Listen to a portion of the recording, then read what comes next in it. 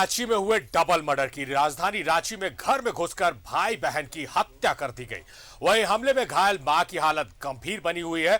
इस मामले में पुलिस ने एक आरोपी को गिरफ्तार कर लिया। आशंका जताई जा रही है कि प्रेम प्रसंग में इस डबल मर्डर की घटना को अंजाम दिया गया, लेकिन इस घटना ने एक बार फिर राजधानी रांची की कानून व्यवस्था की पोल खोल दी है। राजधानी में डबल मर्डर से हड़कंप, घर में घुसकर भाई बहन की हत्या, मां पर भी हमला, हालत गंभीर। राजधानी रांची में एक बार फिर कानून व्यवस्था पर सवाल उठे हैं। 15 ओपी के जनक नगर हेसल के घर में घुसकर भाई बहन की हत्या कर दी गई है, जबकि उनकी मां चंदा देवी की हालत अब भी गंभीर बनी हुई है।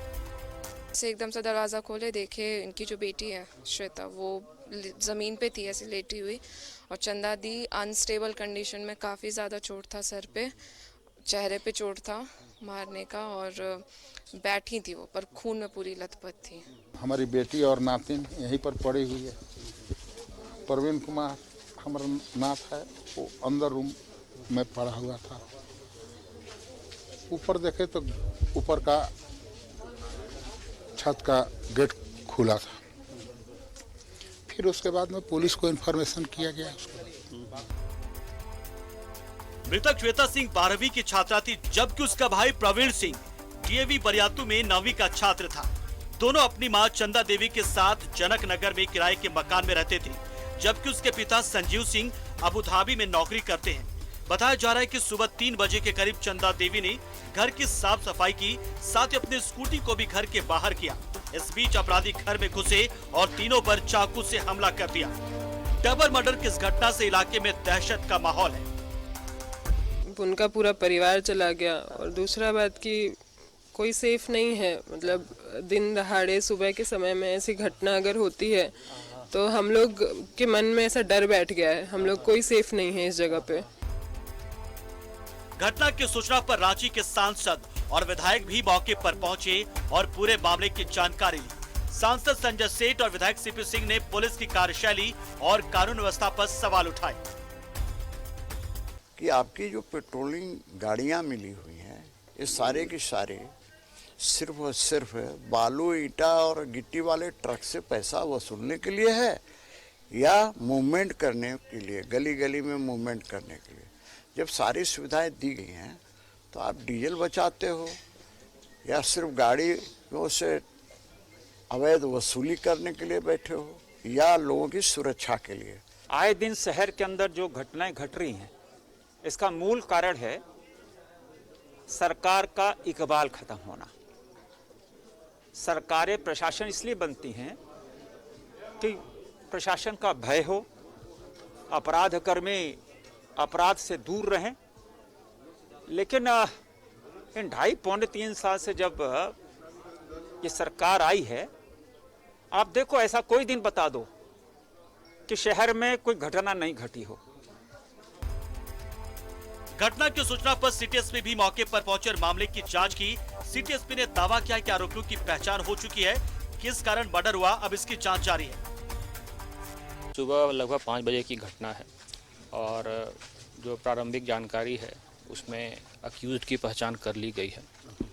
पहचान करने के बाद जो है कार्रवाई जारी है उसको पकड़ने के लिए। एफएसएल की टीम को तुरंत बुला लिया गया था।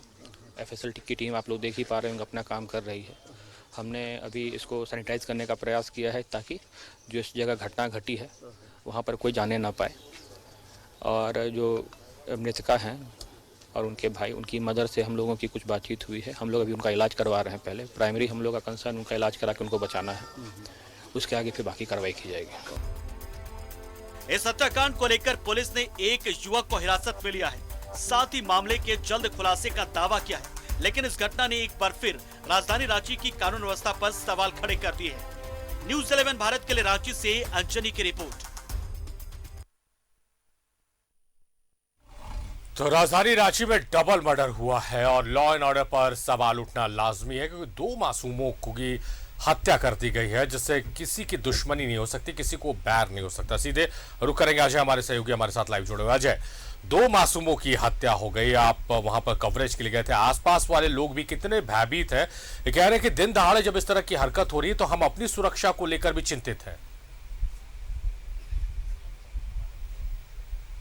कि सारिफ इस बात में किसी को संशय नहीं होना चाहिए कि राजधानी रांची का जो लॉ एंड ऑर्डर है, यानी कि विधि व्यवस्था है, पिछले 4-5 महीने के दौरान काफी बद से बदतर हो गई है। आपको जानकारी होगा कि इसी राजधानी रांची में कुछ दिन पहले, महज 8-9 दिन पहले, एक जेवर व्यवसायी की गोली मारकर हत्या कर दी गई। उनके दुकान में घुसकर गोली मारी गई और ऐसा कोई दिन नहीं गुजरता जब आपराधिक घटनाएं ना होती हों। जाहिर सी बात ये चिंता का विषय है, इसे कैसे ठीक किया जाए, पुलिस का इकबाल होना चाहिए। अपराधियों को अपराध करने से पहले ये डर होना चाहिए कि यदि वो गिरफ्तार होते हैं तो कानून के लंबे शिकंजे में वो फंसेंगे। जाहिर सी बात है, इनके लिए कई प्रकार के होमवर्क किए जाने चाहिए जो कि रांची पुलिस के समक्ष नहीं दिखता है। आपको कई ऐसे उदाहरण बताएंगे जब एसएसपी स्तर का जो अधिकारी होता है उसकी एक अपनी टीम होती है, अपना एसआईटी होता है जो त्वरित किसी भी घटनाओं के बाद अपनी टीम को दौड़ाता है। लेकिन यहाँ होता यह है कि अपराध की घटना होने के बाद 3-4-5 दिनों से तमाम चीजें हो जाती है, उसके बाद पुलिस एक्शन में आती है। आपको जानकारी होगी कि कुछ माह पहले कुछ अपराधियों ने एक व्यवसायी से रुपयों भरा बैग छीन लिया था। वो 3-4-5 घंटे तक शहर में घूमता रहा और उसके बाद करीब 18 घंटे के बाद शहर की बैरिकेडिंग की गई, वाहनों की जांच की गई। जब ये तमाम चीजें रहेंगी तो अपराधियों को ये लगेगा कि आसानी से वो अपराध करके कहीं भाग सकते हैं, कहीं फरार हो सकते हैं। और दूसरी अहम बात यह कि जो पेट्रोलिंग की व्यवस्था होनी चाहिए, खासकर ऐसे जगहों पर जहां पर कि अपराध होने के चांसेस ज्यादा हैं। मुझे नहीं लगता कि रांची पुलिस के पास ऐसा कोई होमवर्क है जिसने ये तय किया हो, जिसने अपने अपराध के जो घटनाएं होती रही हैं उसके आधार पर कोई ऐसा सर्वे किया हो कि अमुक जगह पर ज्यादा घटनाएं होती हैं। ये तमाम चीजें जब तक नहीं होंगी अपराध ऐसे होते रहेंगे। यह दूसरी बात है कि राजधानी रांची की पुलिस अपराधियों को पकड़ने की बात जरूर करती है, लेकिन कई ऐसे मोस्ट वांटेड अपराधी हैं जो अब भी अपराध करने के बाद फरार हैं। इन तमाम चीजों पर मुझे लगता है कि बड़े स्तर पर एक बैठक करने की जरूरत है। और साथ ही यह भी देखना दिलचस्प होगा कि जेल से जो अपराधी बाहर आते हैं, आपको जानकारी होगी सारी भी क्राइम रिपोर्टिंग में अच्छे जानकार माने जाते हैं। पुलिस ने ये कहा था, रांची की पुलिस ने ये कहा था कि अपराध की दुनिया से संबंध रखने वाले जो जराइम होते हैं, ऐसे लोगों का न सिर्फ रिकॉर्ड रखा जाएगा बल्कि यदि वो अपराधी जमानत पर बाहर आते हैं उनकी गतिविधियों पर नजर रखी जाएगी कि वो कर क्या रहा है, कहाँ उसकी गतिविधि है, कहाँ वो जाता है। लेकिन अफसोस ये तमाम बातें सुनने में कानों को अच्छा लगता है, सुनने में, लेकिन जमीनी स्तर पर देखने को नहीं मिलता है। नियम तो ये भी कहता है अजय कि जो बड़े अपराधी हैं जिनके ऊपर कई इस तरह की वारदात को अंजाम देने का आरोप है, वो अगर बेल पर बाहर है तो हफ्ते में एक दिन बांध दिया जाता है कि उन्हें आके अपनी हाजिरी भी बनानी पड़े, मगर ये सब होता नहीं है। ये सब सिर्फ कहने बताने को लिए शायद रखा गया है।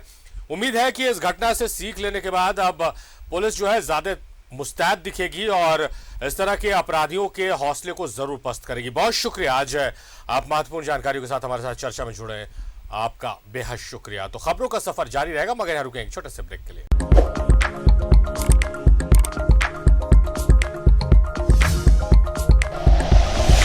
Like and share videos, subscribe करें हमारा चैनल और प्रेस करें बेल आइकॉन। न्यूज़ 11 भारत, सच है तो दिखेगा।